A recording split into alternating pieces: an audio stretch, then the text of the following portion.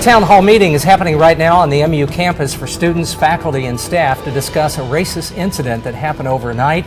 Good evening, everyone. I'm Jem Reek. And I'm Brittany Pieper. Here's what we know. Late last night, two black students say a group of white men and a white woman yelled racial slurs at them on campus. It happened in front of the Delta Upsilon fraternity house. This afternoon, Delta Upsilon International Fraternity put the University of Missouri chapter on emergency suspension.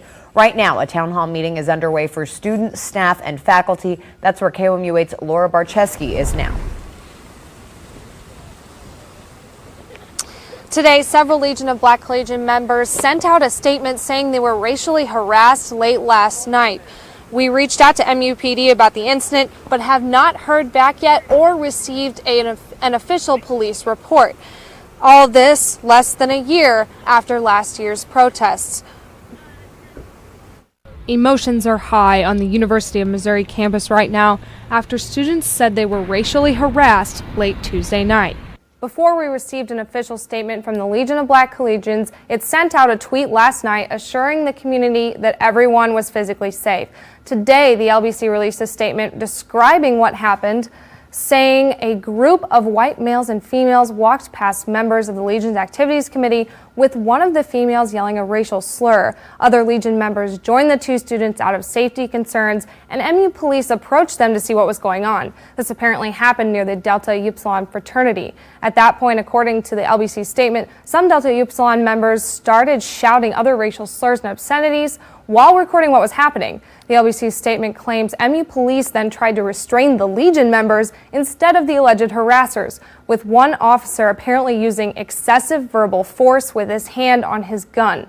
LBC sent another tweet saying to copy and paste wherever you can. Everyone needs to be aware of this. Next, they announced that there will be a town hall this evening and everyone is more than welcome to join. Also, they will discuss how anyone involved or upset can receive counseling. Several students expressed great concern over the incident. I'm in the middle of Farmtown, Missouri, and I'm black. I mean, inherently I feel uneasy when I'm walking around. I feel safer at home in St. Louis, downtown, in the city, than I do walking around Columbia at night. I was honestly just kind of upset to hear about it because I thought that we were, after last year, I kind of thought that we were taking steps to improve and kind of fix everything that happened, and it's just kind of sad to hear that, that isn't, I guess, taking as much effect as we thought that it would. MU also released a statement from Chancellor Foley saying, quote, "I am outraged and saddened to hear of this. The safety and security of our campus is our #1 priority. The University of Missouri is committed to fostering an inclusive campus environment where all students, faculty, staff, and visitors can live, learn, work, and feel safe." We will have another round of live reports at 9 and 10. Reporting live on MU's campus, Laura Barczewski, KOMU8 News. In response to last night's report of racism, students gathered at the MU Student Center today. KOMU8 Simone Turndrup is here in the studio to tell us what happened next. Students got together in the Student Center today at the MU campus at 12:30 p.m. Here, students gathered in a circle and prayed and filled the room with protest chants. Black students have just as much, as not even more, to be on this campus. To be on this campus. One of the messages was that all MU students pay to attend the university, so everyone should be treated equally and feel safe on campus. Interim Chancellor Hank Foley arrived to a heated atmosphere at the Student Center and tried to encourage students to stay positive. He also said, right now the university, especially the interim Vice Chancellor Kevin McDonald, is working on a program that hopefully can prevent racial harassment incidents in the future. We've worked hard since last January to try to understand these issues, unpack them, meet with various groups that are at the edges of our community to tell them we care about them. I'm really looking for Kevin McDonald to begin to implement his framework for inclusion, diversity, and equity. And I think that's going to be a big solution. Thank you. But I think everyone needs safety as well, not just care. Yeah, no question. How are you sure safety that you is can crucial. secure this? So we're working on safety constantly, and we'll continue to ensure that this is a safe campus. And are you doing the job good enough at the moment? I think so. I think so. But I think we're is there trying. more you can do? We'll see. We'll see as we meet with people and try to unpack this. We have several reporters on this story, and we will have more team coverage tonight on the KOM News at 9 and 10. On October 1st, North Carolina will join Missouri and 17 other states, as well as the District of Columbia, when it adds new restrictions to seeing police body cam footage. Missouri's restrictions began last month. KOMU8's Meg Hilling took a look at how Mid-Missourians have responded and found some mixed reviews.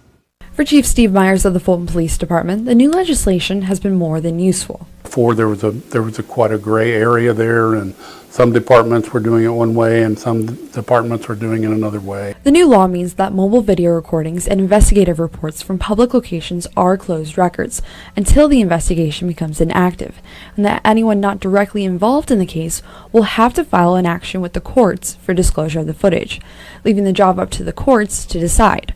But not everyone is certain that should be the case. One Columbia attorney wants the records to be open. It's a record of what is happening during an interaction between law enforcement and a citizen of the United States, and in my opinion, it should be an open record. Meg Hilling, KOMU8 News, Columbia.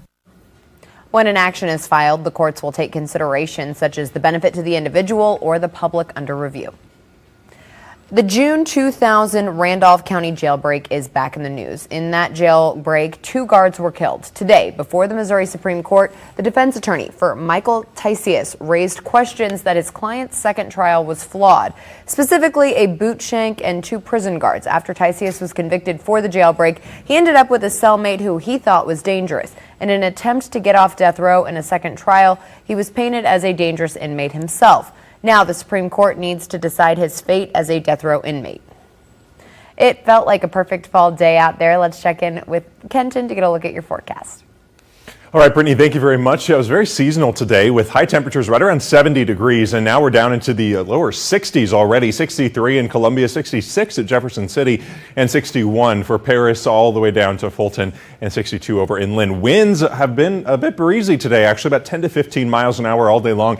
Even gusts a little higher than that at a few points. Everything's from the north, though, so it is bringing in some of those cooler temperatures. And if we look ahead just to Friday evening for Friday Night Fever, California here at Southern Boone, and by the first quarter, we're at 66 degrees. We're at 63 by the end of the game. And jumping ahead for the rest of our weekend for Roots and Blues and Barbecue, we're a bit warmer, but we're at 72 here on Saturday with mostly cloudy conditions. Could even see a sprinkle out there, and 76 by Sunday. I'm tracking everything you should know about the next couple days heading into the weekend coming up after the break. Kenton, thanks. Why a Columbia Swim Club is apologizing after draining its pool. That's after weather. And how a new hospital clinic in Mid-Missouri is providing much-needed services. KOMU8 News will be right back.